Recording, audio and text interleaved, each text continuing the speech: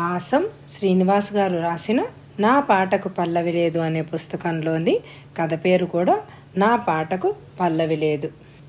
ప్రభాతమది, కిరణాల చుంబనం పూర్తయింది, వెలుగు ఆలింగనం మొదలైంది, తెల్లగా తెల్లవారింది. ఎత్తైన ఆ ప్రాంగణం నుండి వెంకటేశ్వర సుప్రభాతం ప్రారంభమై అప్పటికి చాలాసేపు అయింది. నిశ్శబ్దంలో ఆ శబ్దం ప్రకృతి మంత్రపుష్పం ఉచ్చరిస్తున్నట్టు వినసొంపుగా ఉంది. రాత్రి తాలూకు కీచురాళ్ల రొదని తరిమిన హిందోళం మెల్లమెల్లగా చేరి జత కలుపుతోంది. ఆ ఉదయరాగ శృతికి ఆమె కాలిమువ్వల సవ్వడి లయగా కుదిరింది. ఆమె పేరు ధవళ. ఈ కథకి కథానాయక. చుట్టూ పూలతోట, మధ్యలో తులసికోటలా పొదరిల్లు, పూ పొదల మధ్య అల్లుకున్న చిన్న ఇల్లు. ధవళ గేటు తీసుకుని మొక్కల మధ్య నుండి లోపలికి నడవసాగింది. రంగురంగుల పూల మధ్య సీతాకోక చిలకలా ఆమె నడుస్తుంటే మధువు నిండి పొర్లే మందారాలు వ్రాలి గ్రోలి సొమ్మసిల్లినట్టు తలలూగిస్తూ పిలుస్తున్నాయి.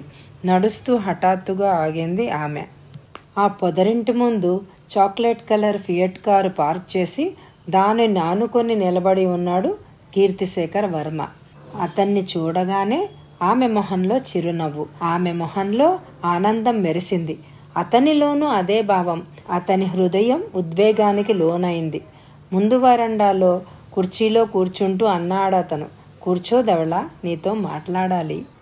తొందరేముంది, ముందు కాఫీ తాగుదురు గాని చెప్పి లోపలికి వెళ్ళి 2 నిమిషాల్లో కాఫీ కప్పులతో వచ్చింది. ఇద్దరూ ఎదురెదురుగా కూర్చున్నారు.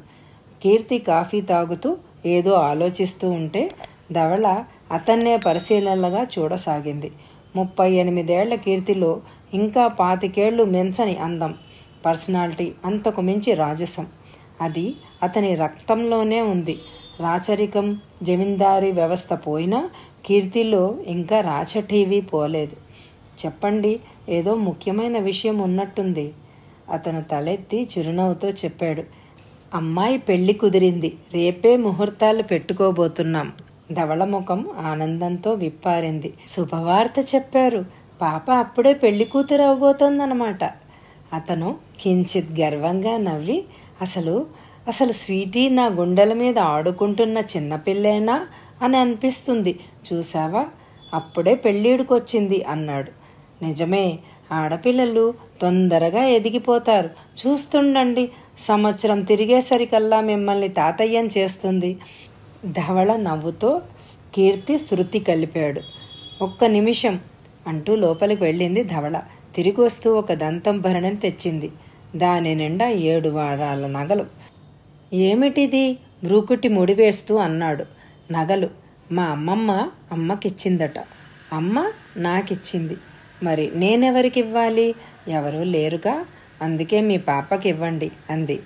కీర్తి ఆర్ద్రంగా తలెత్తాడు. ఆనందంలో విషాదం కలిస్తే కన్నీరు మున్నీరవుతుంది. గుండె తెరచాపలా కొట్టుకుంటుంది. ఆమె చేతిని అందుకుని సానుభూతిగా అన్నాడు, నీ జీవితాన్ని ఇలా మార్చిన దోషిని నేనే కదూ? నా జీవితాన్ని మార్చింది మీరే, కానీ దోషిగా కాదు, ఒక దైవంలా. నిజం, రోజుకో విటుడు కోసం ఎదురు చూడాల్సిన దుస్థితిలోంచి బయటకు తీసుకొచ్చి నన్ను పవిత్రురాల్ని చేశారు. నా కన్నరికం మీతోనే మొదలైంది. వృద్ధాప్యం వచ్చినా అది మీ సన్నిధిలోనే అంతమవుతుంది. అయినా ఇప్పుడు మీరు నాకేం తక్కువ చేశారు? నాకు ఇష్టమైన పూల తోట, ఈ ప్రశాంతమైన ఇల్లు, ఏ కష్టం వచ్చినా భద్రంగా గుండెల్లో దాచుకునే మీరు. ఇంకా ఏం కావాలి? ఒక్క తాళి లేదన్న బాధ తప్ప మీరు నాకే లోటు చేశారు? నెమ్మదిగా లేచి అతని కుర్చీ కూడ మీద కూర్చుంటూ తల మీద చిన్నగా ముద్దు పెట్టుకుంది. కానీ అన్నిటితో పాటు ఉంపుడు గత్తె అన్న బెదు కూడా ఇచ్చింది నేనేగా. బేలగా ఆమె చీర కుచ్చిళ్లల్లో తలదాచుకుంటూ అన్నాడు. అదిగో, సరిగ్గా అలాంటప్పుడే ప్రపంచాన్ని శాసించగల ధీరోదాత్తుడు స్త్రీ ఒడిలో పాలకై వెతికే పసిపాపలా మారేదప్పుడే.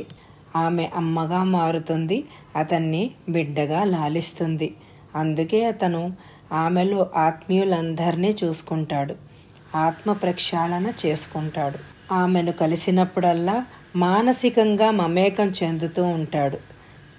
ఆకర్షణకి, అవగాహనకి అతీతమైన అనురాగ రాగంలో ఆమె గీతం, అతను సంగీతం, అంతే సంబంధం.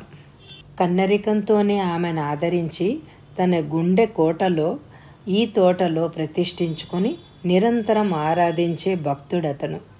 దేవదాసి కుటుంబం నుంచి వచ్చిన ఆమె కూడా దేవతే. కేవలం అతన్ని మాత్రమే నమ్ముకుని తన జీవితాన్ని ఒక పుష్పంలా ఆ భక్తుడి పాదాల ముందు పరిచిన ప్రేమదేవత. ఆ ప్రేమదేవతకి భక్తుడికి మధ్యనున్న పవిత్రమైన సంబంధం ఓదార్పు పంచుకునే ఆత్మీయతానుబంధం. అంతే. ఆత్మీయత వేరు, కామం వేరు. ఎప్పటిలాగే ఉషోదయమైంది. ధవళ మనసులో మాత్రం ఉత్తేజం అస్తమయమైంది. అన్నీ కోల్పోయినట్టు, ఆ కోల్పోయినవేవి తిరిగి తీసుకోలేని దూర తీరాన అవిశ్రాంతంగా ఒంటరై వెదుగుతున్నట్టు. ఆమె గది మధ్యనున్న సోఫా మీద తలబెట్టుకుని నేల మీద కూర్చుని ఉంది. వర్షించే కళ్ళు మాత్రం వర్షమే లేని అనావృష్టి కేంద్రాల్లా ఉన్నాయి. దుఃఖం రాదు, బాధ ఉంది, జవాబు లేదు, ప్రశ్న ఉంది. ఈ నేపథ్యానికి కారణం కీర్తిశేఖర వర్మ ఏకైక కుమార్తె వివాహం తప్పిపోవడం. అది ధవళ కీర్తిల సంబంధం మూలంగా. చేయని తప్పుకి శిక్ష పడిన ఖైదీలా ఆమె అలా ఎంతసేపు కూర్చిందో తెలియదు. గది కర్టెన్ కదిలి ఒక నీడ క్రమక్రమంగా ఆమె వద్దకు ప్రాకడం నెమ్మదిగా కళ్ళు తిప్పి చూసింది. తలుపు దగ్గర నిలబడిన వ్యక్తిని చూడగానే ధవళ కళ్ళు పెద్దవయ్యాయి. అక్కడ కుందనము చందనము మిళితమైన చందము, ఐశ్వర్యము సౌందర్యము సమ్మిళితమైన అద్వితీయ అందం, వయసు తెచ్చిన హుందాతనం కలగలిపి ఒక ప్రౌఢ నిలబడి ఉంది. ధవళకి ఆమెకి వయసులో ఏమాత్రం తేడా కనిపించలేదు. ఆమె పేరు సౌదామిని, కీర్తిశేఖర వర్మ భార్య. సౌదామిని కళ్ళలో ఏ భావము లేదు. కానీ ధవళ చూపుల్లో ఆశ్చర్యము, అపనమ్మకము, అంతకు మించి గౌరవము. చప్పున లేచి నిలబడి రండి అంది నవ్వడానికి వ్యర్థ ప్రయత్నం చేస్తూ. అనేసి గబగబా సోఫాని చీర కొంగుతో తుడిచి సౌదామిని కూర్చోగానే ఫ్యాన్ వేసి నమ్రతగా చీర కొంగుని భుజం చుట్టూ కప్పుకొని నిలబడింది. కొద్ది క్షణాలు ఇద్దరి మధ్య మౌనం. టీపాయ్ మీదున్న ఫ్లవర్ వాజులోని తాజా పూలను సవరిస్తూ చిన్నగా గొంతు సవరించుకుని అంది సౌదామిని. మా అమ్మాయి పెళ్లి తప్పిపోయింది తెలుసనుకుంటాను. ధవళ సమాధానం చెప్పలేదు. ఏ దారి లేని జవాబుదారీకి ప్రశ్నల శరఘాతం తాకిడి తగిలినట్టు నిర్వీర్యంగా తలెత్తింది. సౌదామిని తిరిగి అంది, అందుకు కారణం ఆయన నిన్ను ఆదరించడం అని కూడా తెలుసనుకుంటాను. మరో వాడి శరం ఘాతమైంది. ధవళ గుండె విలవిల్లాడింది. మీ సంబంధం గురించి తెలిసినా నేను ఏనాడు ఇదేమిటి అని ఆయన్ని నేను అడగలేదు. కానీ ఈరోజు నిన్ను ఒకటి అడగాలని వచ్చాను. ఆగింది సౌదామిని. సౌదామిని తిరిగి ప్రారంభించింది. నిజానికి నీ వల్ల మా సంసారంలో ఎలాంటి కలతరు రాలేదు. ఆయన మాకేమీ లోటు చేయలేదు. అందుకే ఇన్నాళ్ళు నీ దగ్గరికి వస్తున్న అడ్డు చెప్పలేదు. కానీ ఇప్పుడు అడ్డు చెప్పక తప్పడం లేదు. ధవళ గుండెల్లో శతఘ్నుల విస్ఫోటనానంతరం నిశ్శబ్దం. ఆయన్ని నీ దగ్గరికి రావద్దని చెప్పలేను. ఇక్కడికి రావడం వల్ల జరిగే అనర్థాలను భరించలేను. మా కాపురం కోసం కాదు, నా కూతురి పెళ్లి కోసం. నిన్నే ఇక్కడ నుంచి ఎక్కడికైనా దూరంగా వెళ్ళిపోమని అర్థించడానికి వచ్చాను. ధవళ ఘనీభవించిన ధవళవర్ణ గిరిశిఖరంలాగా అలాగే నిలబడి ఉంది. విన్నది నిజమో అబద్ధమో, తానున్నది సత్యమో భ్రాంతో తెలియని దిగ్భ్రాంతిలో ఆమె కొట్టుమిట్టాడుతోంది. బయట హిమం కరిగి సుమం కడుగుతోంది. లోపల దుఃఖం ఘనీభవించి హృదయం కదులుతోంది. సౌదామిని బ్యాగ్లోంచి కొన్ని నోట్ల కట్టలు తీసి టీపాయ్ మీద పెడుతూ, ఈ రాత్రికే వెళ్ళిపో, ఆయనకి కనిపించనంత దూరం. ఈ డబ్బుంచు, ఇంతకన్నా నీకేమీ చెయ్యలేను. ఇదంతా నా కూతురు కోసమే, అంతే. నాకు నీ మీద ఏమాత్రం కోపం లేదు అంది. అప్పుడు తేరుకుని ధవళ నెమ్మదిగా అదిరే పెదవుల్ని అదుపులోకి తెచ్చుకుంటూ హీన స్వరంతో అంది, మీరు కోరినట్టుగానే వెళ్ళిపోతాను. నా కారణంగా పాప జీవితం బలైపోవడం నాకిష్టం లేదు. అయితే ఒక్కటి, నేను వెళ్ళిపోతే ఆయన తట్టుకోగలరా?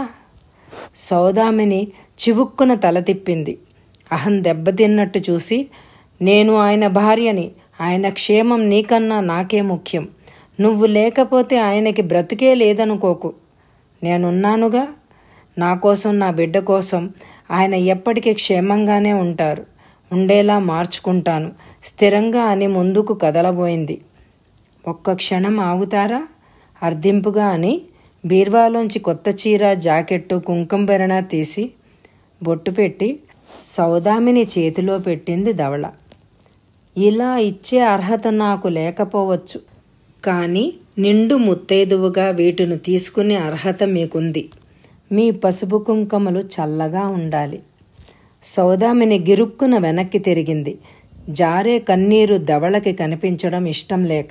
ఒక అహం పటాపంచలై ఒక ఆత్మీయత పురుడు పోసుకున్నప్పుడు పుట్టే అనుభూతికి రూపం ఉండదు, మాటలు ఉండవు, కదిపి కుదిపి కదిలించే ఆర్ద్రత తప్ప. ఒక మేరు పర్వతం ముందు పిపీలకం అయిపోయిన భావంతో, హీనస్వరంతో చెప్పింది సౌదామిని. వెళ్ళొస్తాను. ధవళ కూడా అదే స్వరంతో అంది. మంచిది, నేను వెళ్తాను, మళ్ళీ రాను. అర్థం లేని ప్రశ్నకు అర్థమయ్యి కాని జవాబుతో సౌదామిని మెల్లగా కదిలి వెళ్ళిపోయింది. ధవళ అలాగే నిలబడింది. భవిష్యత్తు సంధించే 1,00,000 యక్ష ప్రశ్నల అంచె ప్రశ్నార్థకంలా. ఎందుకిలా చేశావు? కోపమే తెలియని కీర్తి మొదటిసారి రౌద్రంతో ప్రశ్నించాడు. సౌదామిని నెమ్మదిగా తలెత్తి మెల్లగా అంది. నా కూతురు భవిష్యత్తు కోసం. అందుకని ఇంకో అమాయకురాలి భవిష్యత్తుని బలి చేసే హక్కు నీకెక్కడిది? నేను ఒక బిడ్డకి తల్లిని. నాకు నా బిడ్డ ముఖ్యం. ఒక జమీందారుని కూతురు జీవితం మీద ఒక వంపుడు గత్తె వల్ల పడే మచ్చని తొలగించే హక్కు తల్లిగా నాకుందని అనుకుంటున్నాను. హక్కు, బాధ్యత వ్యంగ్యంగా అన్నాడు కీర్తి. అసలా మాటకొస్తే నీకు ఎటువంటి హక్కు, అర్హత లేవు. ఎవరి భవిష్యత్తు కోసమైతే నువ్విలా తల్లడిల్లిపోతున్నావో, ఏ కూతురు జీవితం మీదైతే ఒక వేశ్య తాలూకు మచ్చ పడకూడదనుకుంటున్నావో, ఆ బిడ్డ నీ బిడ్డ కానే కాదు. ఆ వేశ్య నవమాసాలు మోసి కన్న కూతురు. అదిరిపాటుకు అతీతమైన స్థితికి పేరు లేదు. ఆ పేరు లేని స్థితిలో గతి తెలియక మతిపోయిన పిచ్చిదానిలా తలెత్తింది సౌదామిని. అతను చెప్పసాగాడు. నువ్వు చనిపోయిన బిడ్డను కన్నావని ధవళకి తెలియగానే 10 రోజుల పసిగుడ్డుని, తాను కన్న బిడ్డని స్పృహ లేని నీ ఒడిలో ఉంచి తాను మృత శిశువుని తీసుకుని వెళ్ళిపోయింది. నీకోసం, నా కోసం, మన వంశ ప్రతిష్ట కోసం. ఈ నిజాన్ని గుండెల్లోనే దాచుకుని తన కోసం ఏమీ మిగుల్చుకోలేని అభాగ్యురాలు. నా రక్తం కలిసిన ఒక వంపుడు గత్తెకి నా వల్ల పుట్టిన అమ్మాయి అని తెలిస్తే నువ్వెక్కడ అసహించుకుంటావోనని, స్వంత కూతురే తనని మా నాన్న ఉంచుకున్న వంపుడు గత్తె అంటూ అసహించుకున్న నోరు మెదపని అమాయకురాలు. తనని, ఆ దేవతని వెళ్ళిపోమంటావా? అసలు నువ్వు మనిషివేనా? ఒక్కో మాట తూటాలా గుండెని ఛిద్రం చేస్తూ ఉంటే, ఊహించని కలలో సైతం తలవని మాట ఈటెలా తగిలినప్పుడు కలిగే సంచలనం నుంచి అప్పుడే తేరుకుంది సౌదామిని. గొంతు పెగల్చుకుని ఒకే ఒక మాట అంది. ధవళని, ఆ దేవతని ఆపండి. ఆ మాట పూర్తి కాకముందే అతను బయటికి వచ్చేశాడు. కారు శరవేగంతో తోటలోకి దూసుకొచ్చి సడన్ బ్రేక్తో ఆగింది. డోరు తెరుచుకుని దూకేసి గబగబా లోనికి అడుగుపెట్టాడు కీర్తి. లోపలి గదిలో గోడ కానుకొని శూన్యంలోకి చూస్తోంది ధవళ. పెళ్లి కూతురి అలంకరణలో నవవధువులా కూర్చొని ఉంది. అక్కడెవ్వరూ లేరు. ఆమెలో ఆమె కూడా లేదు. స్తబ్ద గీతాన్ని, నిశ్శబ్ద సంగీతమే నేపథ్యం. అంతే. విషాదం విపణి వీధిలో ఆనందం అమ్ముకునే అభాగ్యురాలు. ఇచ్చిపుచ్చుకునే బాంధవ్యం మధ్య వైధవ్యం లేని ఐదోతనం అనుభవించే అసహాయురాలు. కీర్తి నెమ్మదిగా నెమ్మదిగా ఆమెను సమీపించాడు. చేయి పట్టుకోబోయాడు. అప్పుడు కనిపించింది పిడికిట్లో వేలాడుతున్న పసుపుతాడు. పిడికిలి తెరిచి చూశాడు.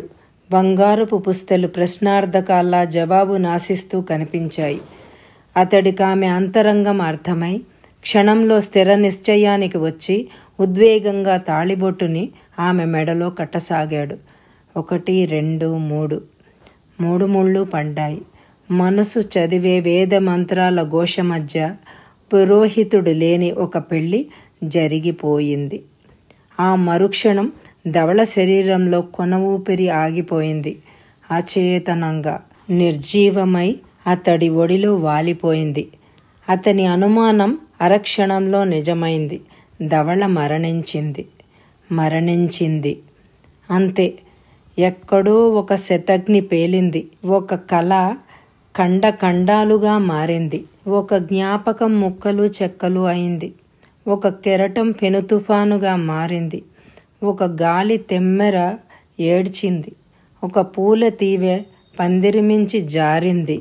మిత్రమా, నేనెక్కడున్నా నువ్వు అన్వేషించి తిరిగి నీ గుండెల్లో దాచుకుంటావు. అందుకే మరణం తప్ప మననే శక్తి విడదీయలేదని తెలిసి మృత్యువిని ఆహ్వానించాను.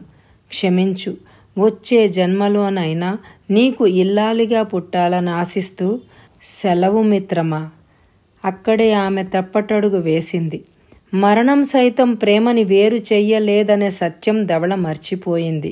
10 నిమిషాల తర్వాత సౌదామిని కూతుర్ని తీసుకుని వచ్చేసరికి అతని గుండె కూడా ఆగిపోయింది. ప్రాణం లేని ధవళ గుండెల మీద అతను పసిబాలుడిలా తలపెట్టుకుని నిద్రపోతున్నాడు. కలలు, కళ్ళలు, కథలు, వ్యధలు ఏమీ లేని నిద్ర, శాశ్వత నిద్ర. జననంలో ప్రేమ ఏకం, మరణంలో సైతం ఆత్మలు మమేకం.